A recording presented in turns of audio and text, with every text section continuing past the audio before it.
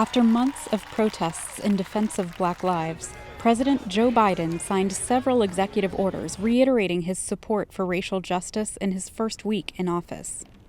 In my campaign for president, I made it very clear that the moment had arrived as a nation where we face deep racial inequities in America and systemic racism that has plagued our nation for far, far too long.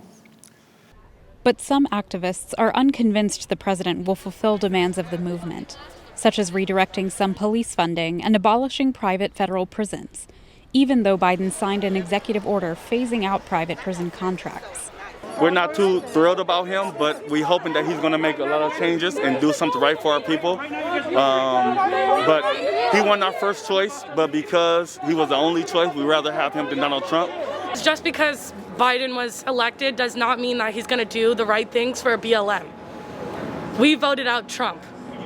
So now it's time to make sure that Biden is going to follow everything the Black community needs. Some activists say the key will be holding Biden accountable by reinforcing the grassroots organizing in communities of color that helped propel him to office. Immediately before he became president, we saw an enormous amount of unprecedented pressure from grassroots organizations, grassroots people all across the country, mostly affiliated with Black Lives Matter, but certainly in other groups, really pushing for racial equity, really pushing for justice. While some protests against racial injustice have been marred by violence, which both Biden and Trump condemned, the movement has largely advocated for peaceful protests and underscored the importance of work on local levels.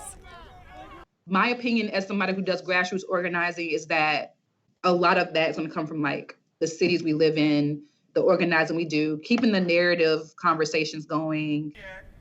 Organizers who work for racial justice even when protests aren't making national headlines encourage fellow Americans to continue having conversations about correcting injustices. People don't always know that they can contribute in different ways, other than maybe being seen as somebody who's speaking and who's like shouting, or who's like maybe like somebody saying their story.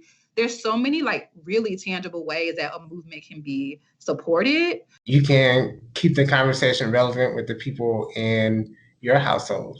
You can keep the conversation relevant with people in your churches or in your communities, wherever you socially gather, virtually, of course. Activists are optimistic the conversation will remain relevant in Washington as well.